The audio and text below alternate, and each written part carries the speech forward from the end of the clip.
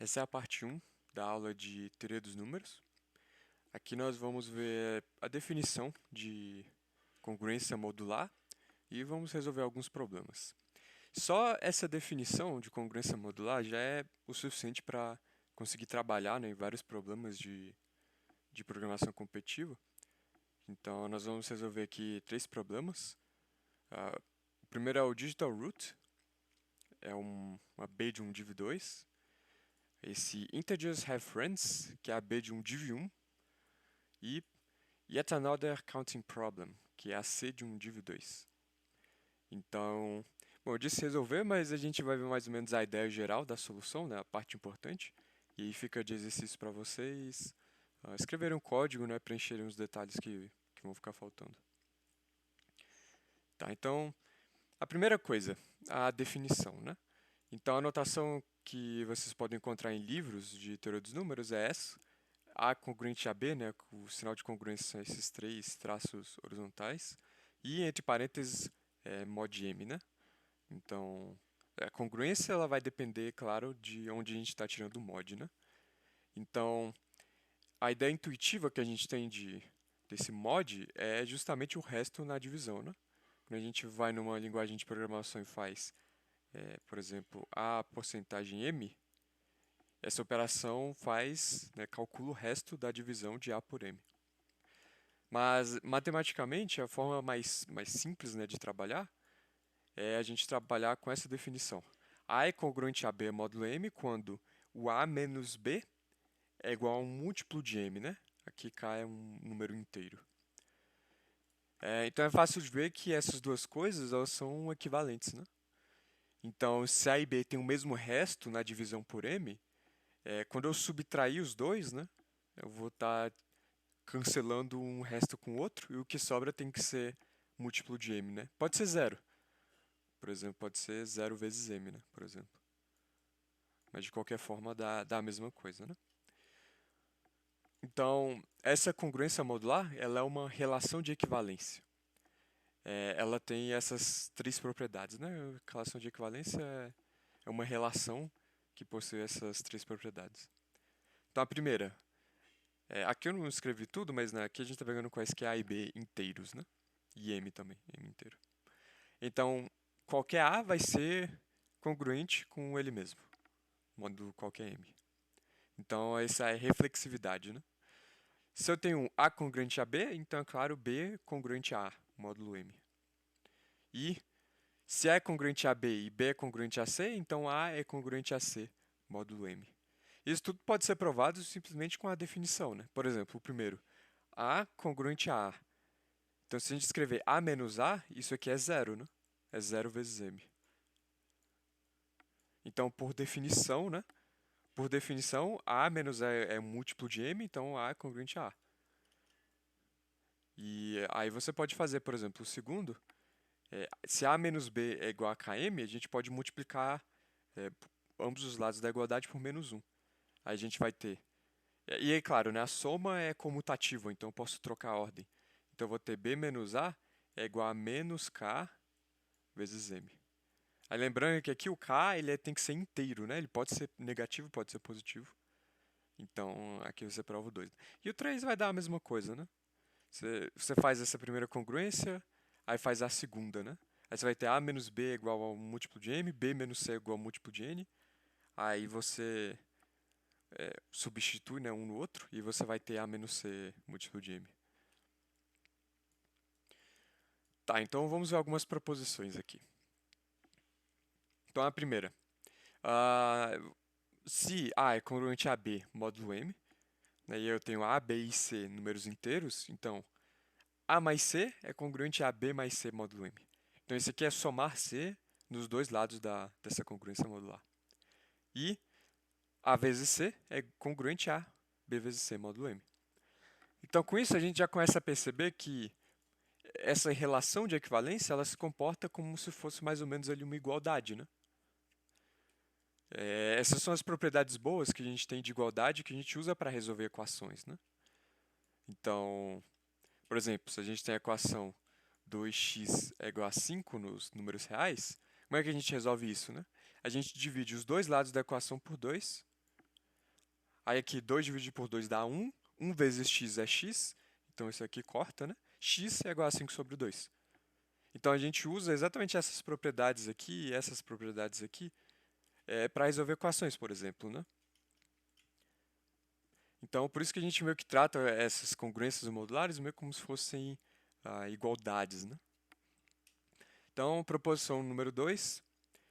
Se A é congruente a B módulo M e C é congruente a D módulo M, o que a gente pode fazer? Meio que somar as duas igualdades, assim também como a gente faz com os reais, né? Então a gente soma A com C e B com D. Aí notem que como a relação de equivalência é simétrica, eu posso trocar o C com D, eu poderia fazer o contrário aqui, né? A mais D é congruente a B mais C também. E com a multiplicação também dá certo. Tá, então foi pouca coisa, né? Foram poucas propriedades, mas vamos ver um problema. Tá, então o digital roots Bom, então o que o problema quer, né? Ele define a digital root, né, a raiz digital, de um inteiro não negativo, como o único dígito obtido pelo processo iterativo de somar os dígitos. Ou seja, o que você está fazendo, né? Por exemplo, 38. Aí o S de 38, né, que é o... Bom, não é, né, ainda a raiz digital, mas o S de 38 ele é 3 mais 8, que é 11. Aí a gente vai repetir isso até obter um dígito. Então a gente vai fazer S de 11. S de 11 é 1 mais 1, que é 2. Agora 2 é só um dígito, 2, terminou. Então é uma função recursiva que vai pegar um número, somar todos os dígitos dele até que só sobre um dígito, né? Então quando sobrar um dígito é o nosso caso base. Então, claro, só calcular o S é simples, né? A complexidade disso seria log, né? Você vai até log passo. O problema é que ele não quer que você calcule o S de algum x. Ele quer que você faça o seguinte. Ele vai te dar n queries, n tasks, né? Dessa seguinte forma. Ache o késimo número positivo, tal que a raiz digital desse número seja x. Ou seja, ele não está calculando o S de x. Ele quer o késimo número, digamos, y, tal que S de y é igual a x. Então, uma forma de resolver esse problema é você meio que olhar aqui os casos de teste, né, e fazer vários e achar um padrão, por exemplo. É a forma que muitas pessoas resolveram esse problema. Mas você pode provar a solução dele. Claro que provar a solução dele assume você saber a solução dele, né? Você chutar. Então, na prática do Code Forces, né? Você fez uma força bruta ou no código ou no papel e achou um padrão, você manda. Se passar, passou. Aí se não passar, aí você pensa em alguma coisa, né? Mas... Bom, eu vou provar aqui porque é um exercício interessante. Então, qual que é a solução, né? Qual que é a solução? Então, opa, vamos descer aqui. Então, o S de x, ele é x módulo 9. Então, eu tinha falado que lá que era log para calcular, né? Na verdade, O de 1, se você usar dessa forma. Por que que é x módulo 9? Então, a primeira coisa aqui, a gente tem um lema. O lema diz o seguinte, 10 elevado ao número d, né, um número natural d, não é n, né? Natural n. 10 elevado a n, módulo 9, é congruente a 1 para qualquer n. Então, o caso base disso é fácil, né? Se eu tenho 10, bom, claro que 10 módulo 9 vai dar 1, né? Aqui usando uma notação mais de uma linguagem de programação, né? Com porcentagem. Agora, o que acontece se eu fizer 100 módulo 9, né? Será que isso vai dar 1? Então, fica de exercício para vocês provarem isso para todos inteiros, né? Vocês podem usar, por exemplo, talvez indução, ajude. Então, qual que é a ideia? Quando você escreve um número em qualquer base, né? Você pode escrever ele dessa seguinte forma. Aqui, claro, está na base 10, né? E eu botei poucos dígitos. Então, o dígito mais à esquerda, ele é acompanhado de um 10 elevado a 3. Aí o próximo dígito, 10 elevado a 2, 10 elevado a 1, até o dígito sozinho, né? Aí, claro, começamos 10 elevado a 3 porque tem 4 dígitos, né? Então, todo número pode ser escrito na base 10 dessa forma. Então, qual que é a ideia? Como a gente está escrevendo isso na base... a gente quer achar isso no módulo 9. Bom, é resto, né? A gente está trabalhando com congruência modular. Eu posso substituir qualquer número que seja congruente a outro, assim como numa igualdade, né? Tipo, se eu tenho x é igual a 2y e eu tenho uma equação, sei lá, 2x ao quadrado é igual a 3, né? Eu posso substituir esse y pelo 2x, perdão, esse x pelo 2y. Então ficaria 2 vezes 2y ao quadrado igual a 3, né? Aqui é a mesma coisa. Se eu tenho que 10 elevado a n é congruente a 1 módulo 9, nossa, agora que eu percebi que isso aqui tá estranho. 10n é congruente a 1 módulo 9. Então eu posso substituir todos esses 10 elevado a n por 1. Então o que que sobra? 1 vezes d1 mais 1 vezes d2 mais 1 vezes d3 mais d4. Ou seja, sobra precisamente a soma de todos os dígitos, que é o que a gente queria, né? Então, quando eu calculo o módulo 9, sobra exatamente a soma de todos os dígitos. Agora, lembrando, quando você calcula, por exemplo, n mod 9 numa linguagem de programação, ele vai retornar justamente o resto, né? O resto que é menor que 9. Menor, bom, ou igual, né, por causa do zero. Porque o zero é congruente ao 9. Mas enfim, de qualquer forma, ele vai retornar algo de um dígito, né? Que é exatamente o que a gente quer. Então, com isso, você consegue achar o padrão aqui, né? Qual é o primeiro cara que tem resto 1 no módulo 9? Ou seja, ele tem raiz digital 1, é o 1. Agora o próximo é 10, aí o próximo 19 e por aí vai. Né? Por exemplo, esse caso de teste aqui, o terceiro que tem resto 1, 19, né? 9, 10, 19, você vai somando de 9 em 9. Aí com isso você consegue fazer um algoritmo OD1 que calcula isso, né? Vai ficar uma continha simples. Tá, vamos para o segundo problema. Então esse aqui, claro, esse aqui parece meu... tiramos da cartola a solução, né? Esse segundo vai ser um pouco mais interessante. Então note que esse aqui é uma B de um div1, né? Então parece que vai ser bem mais difícil, né? Mas na verdade, de novo, como eu disse, muitos problemas você resolve simplesmente aplicando a definição e brincando um pouco no papel, né? É, com que tá, com o seu problema, né? Então, então eu tenho a historinha aqui, beleza? Então, um subarray, ele é um friend group. A gente define um subarray de um array A que a gente recebe na entrada, né? Ele é um friend group. Se, somente se, existe um inteiro m maior ou igual a 2, tal que i, né, o primeiro elemento desse subarray, módulo m é igual a i mais 1 módulo m, que é igual a i mais 2 módulo m, ou seja, tem que existir algum m, tal que todo mundo, módulo esse m, é igual. Então isso é mais difícil, né? Veja que nossas propriedades, elas fixam o m, né? Elas sempre têm um m fixo. Toda vez que você tem meio que um m variável, do módulo variável, a coisa parece que ficou um pouco mais estranha de mexer, né?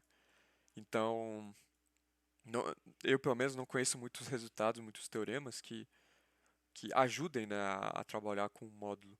Bom, Bom, enfim, vou continuar aqui. Então, de novo, definição. Primeira coisa, você vê um problema, tenta aplicar a definição, né? Vamos ver o que dá. Vamos pegar dois caras aqui, A1 e A2. Vamos supor que eles são iguais para algum M. O que significa isso? Significa que A1 menos A2 é um múltiplo de M. É igual a K vezes M. Aí pega dois outros caras aqui, A2 e A3 módulo M. Significa que A2 menos A3 é um múltiplo de M. Mas espera, então se existir algum número que é algum m, né, que tal todo mundo seja igual. Então, se eu pegar todas essas diferenças, né, dos caras, eles são múltiplos de m. O que significa? Significa que... Bom, e aqui, claro, você pode pausar se você quiser, antes que eu dê a resposta. Mas isso aqui basicamente já é quase a resposta, né? O que acontece vamos supor que todos esses caras são iguais, né? Significa que esse aqui divide m, perdão, esse aqui é múltiplo de m, esse aqui é múltiplo de m, esse aqui é múltiplo de m, esse aqui é múltiplo de m. O que significa? E m, claro, lembrando, tem que ser maior ou igual a 2, né? Isso é óbvio que 1 sempre resolve tudo, né? Todo mundo vai ser igual ao módulo 1, porque no módulo 1 só tem o 0. Mas Aqui o m maior ou igual a 2. O que significa? Significa que existe alguém que é múltiplo, divisor comum, alguém maior ou igual a 2 que é divisor comum de todo mundo. Ou seja, o GCD de todo mundo é maior que 1. Então esse problema é facilmente resolvido. Você pode resolver, por exemplo, com two pointers, busca binária, né? Então, como é que você resolve isso com busca binária, por exemplo? Para cada começo de vetor, aí você vai chutar alguém lá dentro, né? Se o GCD, de onde você começou o vetor até o mid da busca binária, for 1, significa que o vetor está muito grande. Você diminui. Diminui o chute, né? Da busca binária. Se for maior ou igual a 2, deu certo, então você aumenta o chute. Né? Você quer achar exatamente o maior, né? Então, não sei se eu falei isso no começo, mas é isso que a gente quer, né? Achar o maior subarray desse tipo. Então, vejam, é um problema de, é um div 1b, né? Assim, é pelo menos um D de um div 2. E 1800 de rating, ele é simplesmente aplicar a definição de congruência modular e fazer um two pointers ou busca binária, né? Que é algo que todos vocês com certeza sabem fazer. Agora, vamos para o terceiro problema. Yet another counting problem. Então, esse problema é um problema de contagem. Ele é uma C de um div 2. Então, nos é dado dois inteiros A e B e Q queries. Então, a iésima query consiste de dois números, L e R. A resposta para essa query é o número de inteiro x, tal que x está dentro desse intervalo fechado LR, né? E x módulo A, aí depois você pega o módulo B, é diferente de x módulo B, depois módulo A. Então, para cada query, a gente tem que calcular essa resposta. Então, a primeira coisa aqui, cara, toda vez que você lê um problema, a primeira coisa que você tem que olhar depois de ler o enunciado é os limites, né? Então, vejam que A e B são bem pequenos, e são 500 queries.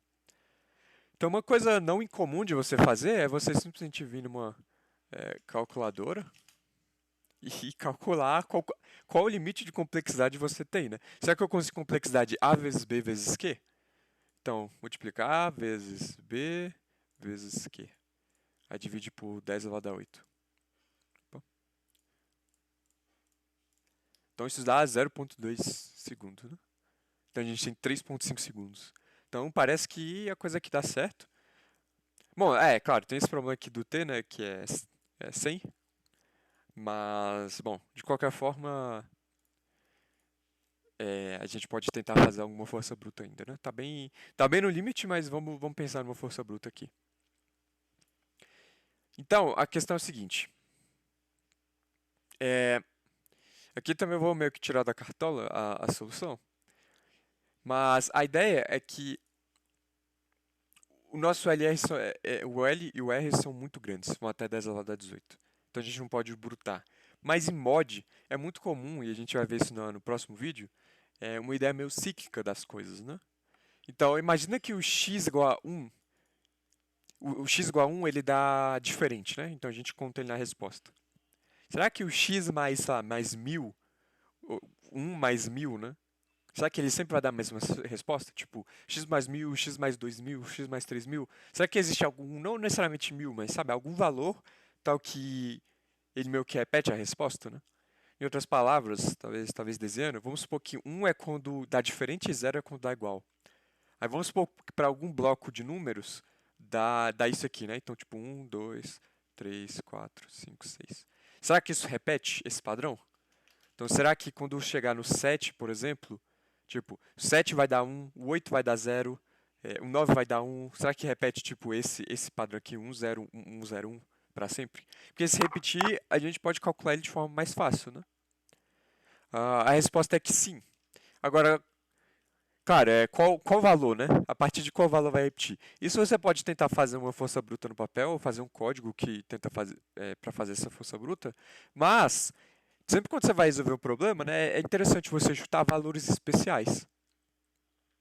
Então, por exemplo, você está calculando algum problema com GCD. Qual é um valor especial para o GCD? 1. Porque o GCD de 1 e x é 1 para todo x. Ou o 0. GCD de 0 e x é x para todo x. Né? Quais valores especiais a gente tem aqui? Bom, se a gente está calculando x módulo A, o valor especial é o A, que é o 0. E x módulo B é Bom, o B é especial também, porque o B é zero no módulo B. Então, o que que acontece se a gente calcular x mais a vezes b, módulo A? Olha, o A é o zero no módulo A, então isso aqui corta. Então vai dar x módulo A, módulo B.